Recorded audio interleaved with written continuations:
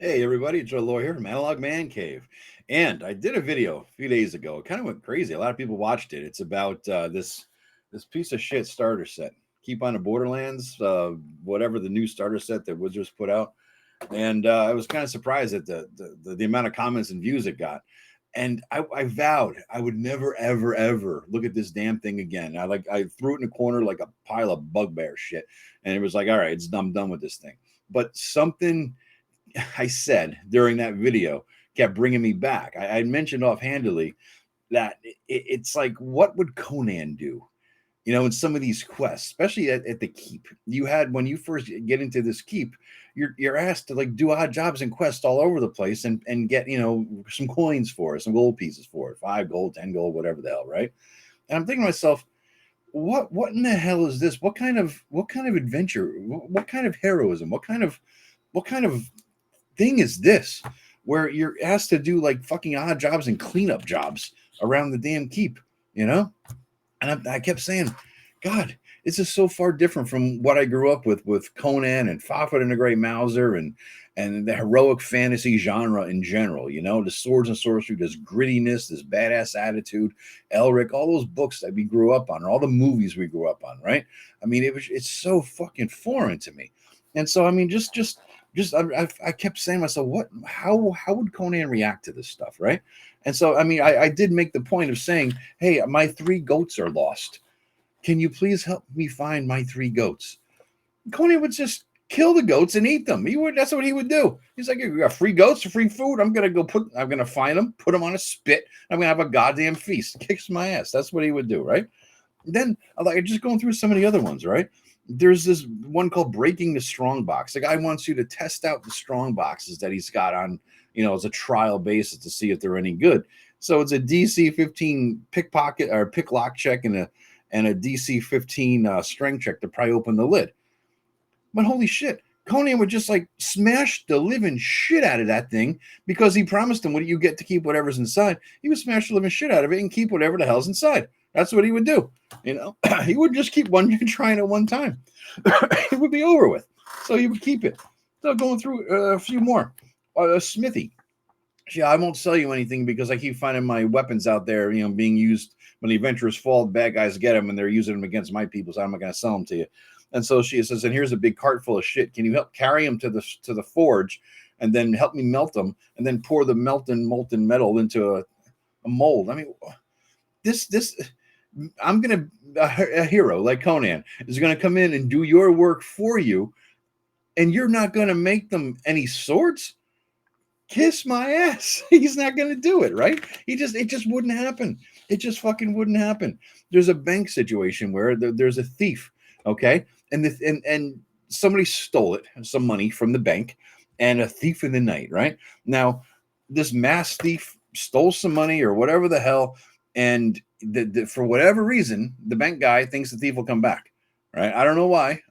Not said, not explained why. Why would the thief come back? I don't know. Doesn't make any sense, right? But can you please, if they do come back, hide out here and don't get violent. God forbid you get violent. And that, I mean, that whole concept of that is going to be foreign to Conan. You have a thief and you don't want me to beat the crap out of him. No, don't get violent with them. No. Instead, try to do a deception check, persuasion check, or an intimidation check in order to abandon the heist or change their mind about, going into a better, more honest line of work.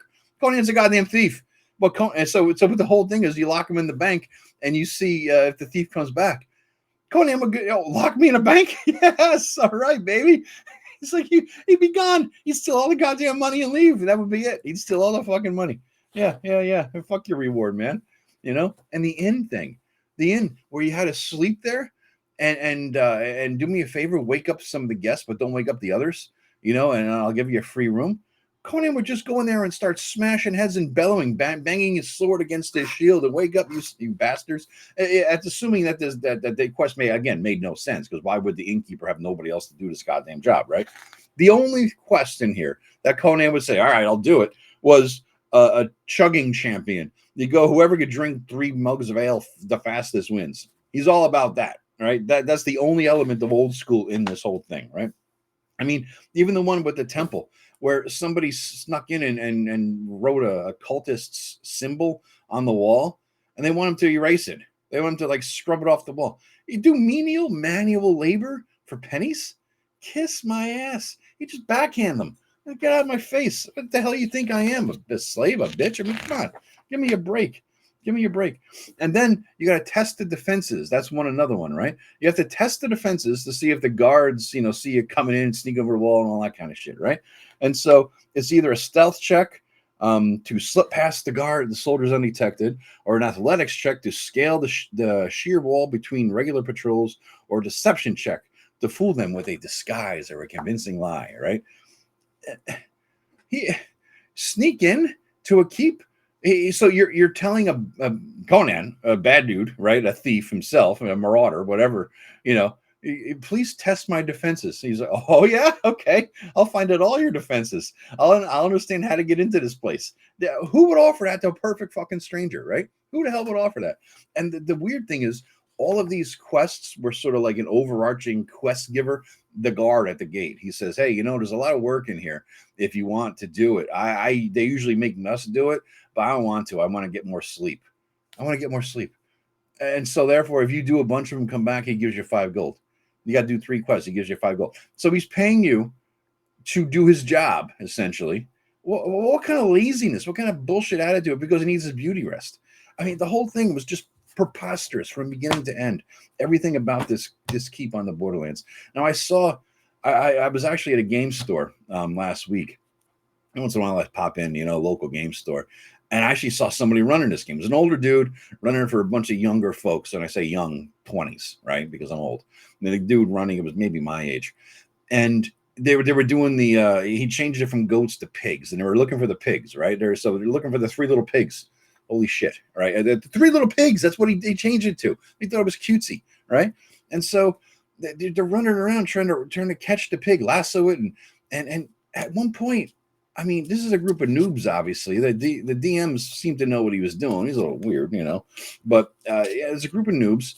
And at one point, I'm like, he's telling them what they can or can't do, not giving them like come up with your own damn ideas. And he's telling them, suggesting you could do this check or that check. And one of them was, instead of actually role playing it out, you could make an investigation check or something like that to find out if anybody has seen the pigs. You don't have to talk to anybody. It's just like click a button and out comes answer. Click a button, out comes outcome. Click a button, here's the result. That's all it was. Roll the dice, never have to role play, never have to interact. This is the worst design I've ever seen. And it made me think some more. I mean, I'm just not just doing this video to bitch about this thing. I'm kind of done bitching about it, because I was using this to make a broader point about adventure design, right?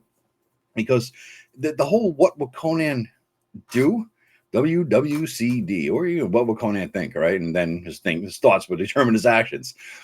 If you use that as your primary criteria, or you call it Fafhrd and the Grey Mouser, if you want to, those old swords and sorcery guys, right? If you use that as your primary determiner of adventure design, you really can't go wrong on that front. Because basically, if you are writing an adventure and it has the flavor and feel of something Conan would pursue, right?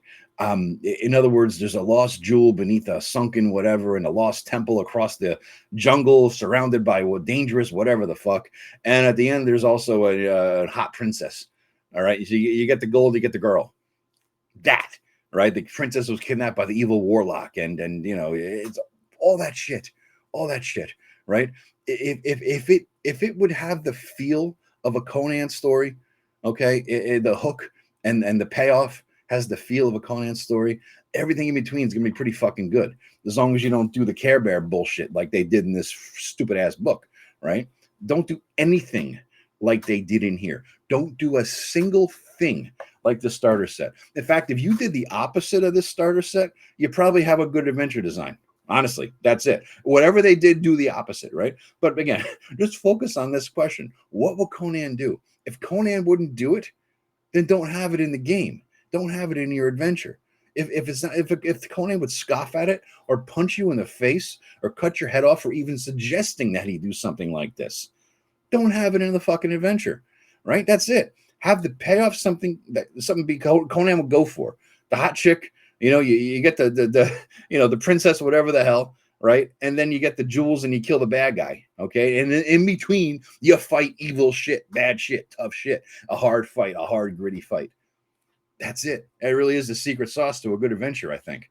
I mean, you can't make it any simpler than that. So if you use What Will Conan Do as adventure design, you're good to go. You're good to go, guys. I hope you like this. Please click like and subscribe. The video I'm talking about, which kind of went crazy, the link to it is below. Check that out too. So this is sort of a weird follow-up to it, I guess, because I just couldn't put this out of my head. I'm like, how to get this out of me? So click like, click subscribe, check it out. I appreciate you guys watching, and I will have another video for you in a couple days. Have a good one.